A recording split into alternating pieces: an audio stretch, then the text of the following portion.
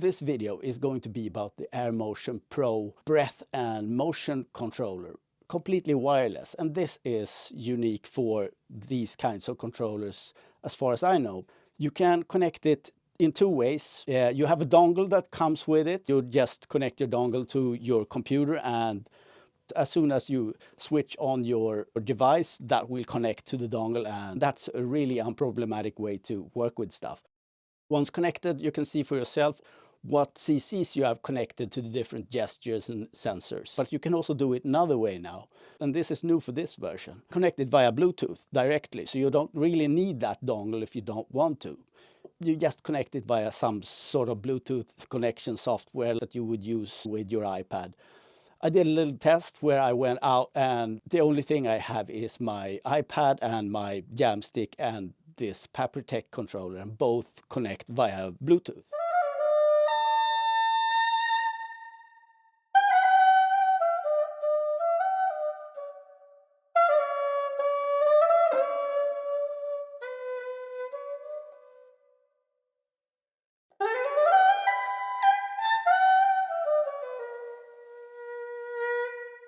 Now this device comes with the possibility of controlling 5 separate CCs.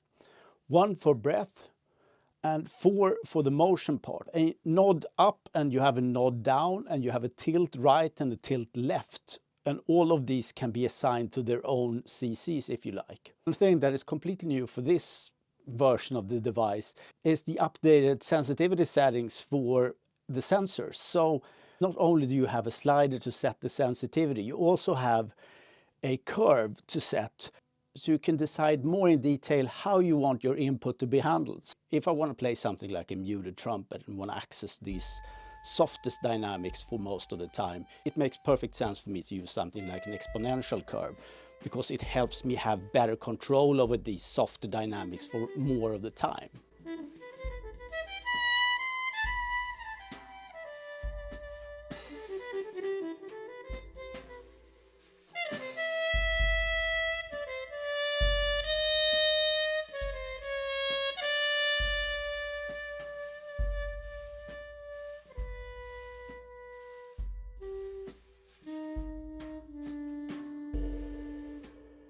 If you're thinking of recording a string ensemble, for instance, a linear curve might be better because you want to have access to both the soft dynamics, but also perhaps be able to use bowing accents and have the bow digging into the strings more.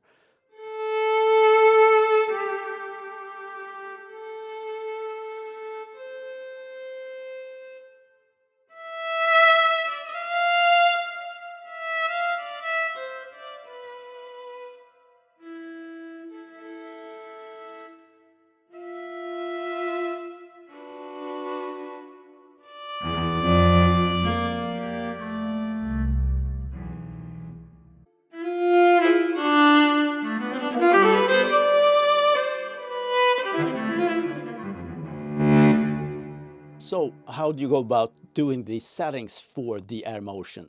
First of all, go get the Papritech Airmotion app for your smartphone or for your tablet or whatever. Download that, and depending on how you're going to use this, there will be 2 different ways to connect and 2 different ways to set up. The first way of setting up is to use the dongle. And when you use the dongle, the settings you do is for the dongle, and those settings will be used for the connection between the AirMotion Pro and the dongle. But if you want to use the AirMotion Pro without the dongle, you need to do another setup. And then you'll connect your breath controller directly to your phone and make the settings. These are 2 different sets of settings. The phone will show you how you've set up. So it will explicitly state you have connected to the dongle or you have connected to the AirMotion device. This is the way to tell these apart. Starting with the settings that are going to be saved in the dongle. The first thing you'll see is this connectivity tab. To the right, a MIDI tab for what MIDI channels you're sending on, what CC you want the breath sensor to send out on, and also to set any CCs for the motion sensors.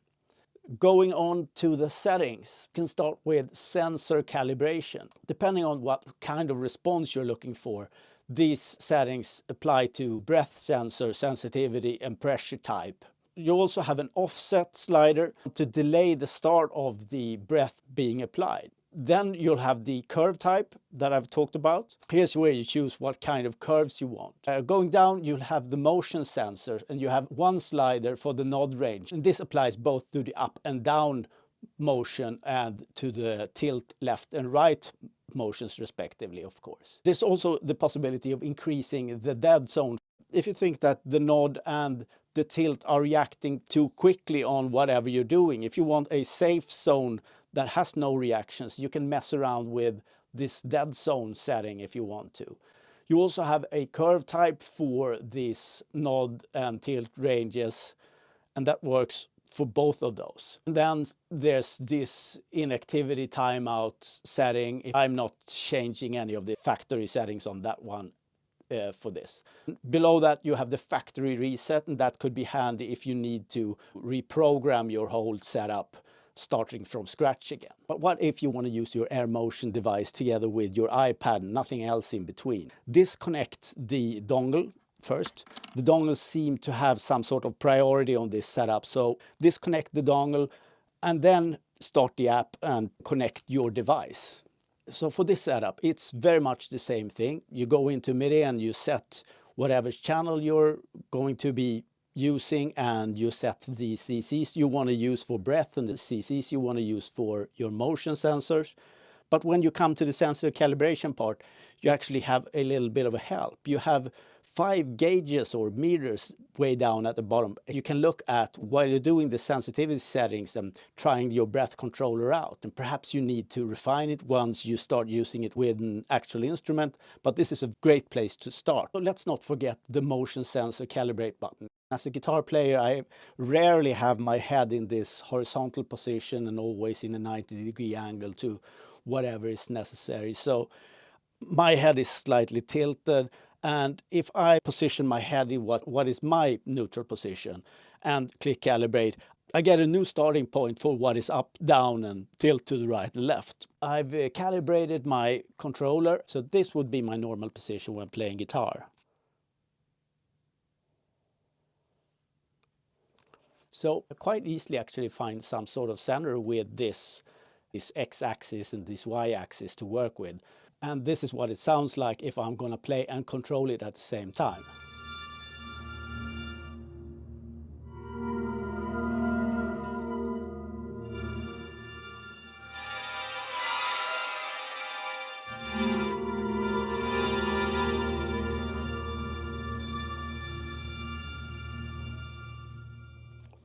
I have really good control over these axes just with this controller, and I've also connected the tilt left and right to the panning effect. Instead of going in and afterwards changing all the parameters, this might be an easier way actually to record them in real time. It's an excellent tool even for non-musical purposes. You can set the motion controllers to control the space if you want to, so panning left and right, but also using the tilt for something.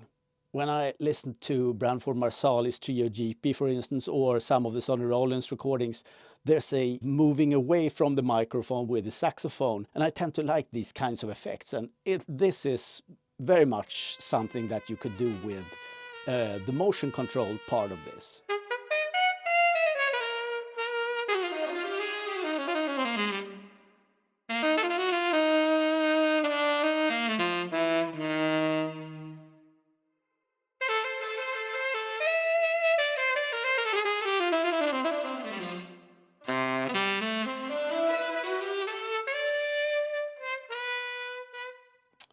And another thing that's new on this device is the adjustable airflow. I tried this in a previous version. I felt it was way too much air going straight through it, and I've used breath controllers for a while, and I don't want any air coming out on the other side. And now I can turn this all the way off, and it feels way more comfortable to play. Great news for us that wants this particular function, and I'm going to use it fully turned off.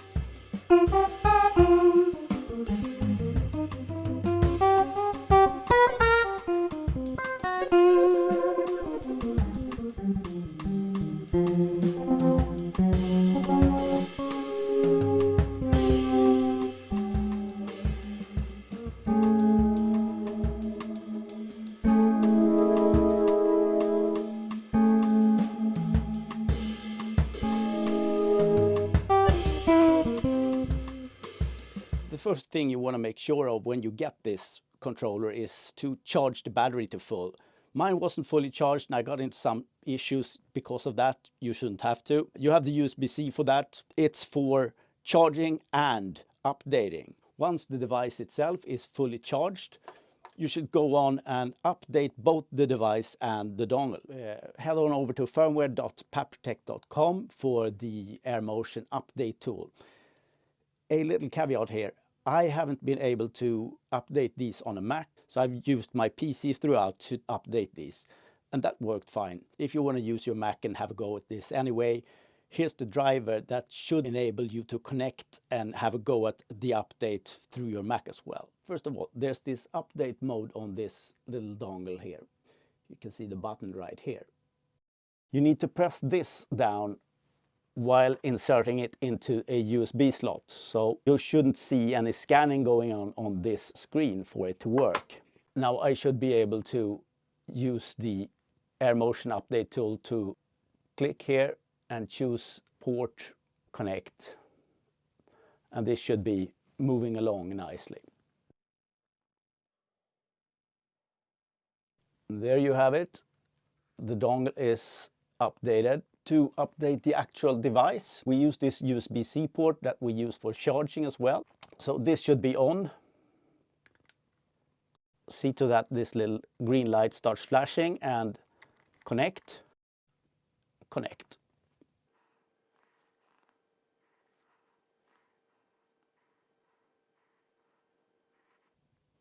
And there you go. Now the device is also updated. So let's look at an example where I want to use my breath controller for, say, expressive purposes when it comes to synths. I want to control when they come in and go out and perhaps filter openings and stuff like this. I want to use the motion sensor to trigger or to latch a drum machine. So I'm going to play one note and then going to use the tilt up function to latch or to hold this drum machine or background so that I can play over it. Here I am in MIDI Guitar 3, and this is the main thing I use when I turn my guitar audio into MIDI. So this is the environment I'm most used to work in. I have CC2 here, and that's the breath set to control CC2 in Dune. Also the pressure in the Hans Zimmer Legend here. What I'm doing when I'm nodding upwards here, I'm using the latch function in MIDI Guitar 3 to a sustainer module. So this sustainer module will hold whatever I'm playing on the Hans Zimmer Legends here.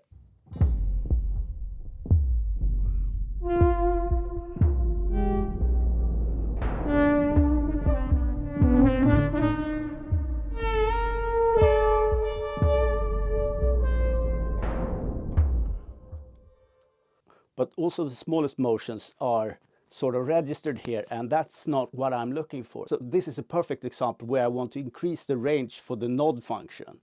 Open the AirMotion app. You see that I'm using the dongle right now. Go into settings, sensor calibration, and then I just go down to the nod range up and down here to increase the range so that I won't by mistake turn it off. I can increase the range somewhat and see what happens.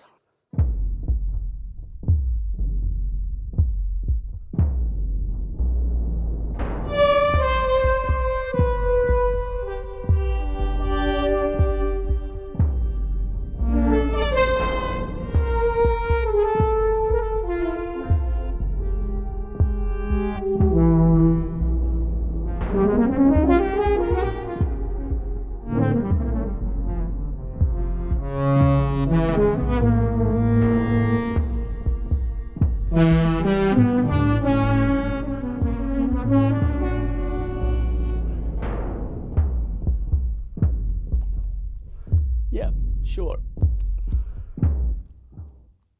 To reach this latch function, I need to do a way more pronounced motion, and I won't reach that by mistake anymore. So that's a perfect example where I want to increase the nod range, for instance. This here is a wonderful synth. It's Myth by Dawson. They have these great macros. And these are perfect to connect to the motion sensor of the AirMotion device here. Macro 1 seems to be nod up, macro 2 is nod down, macro 3 is tilt to the right, and macro 4 is tilt to the left.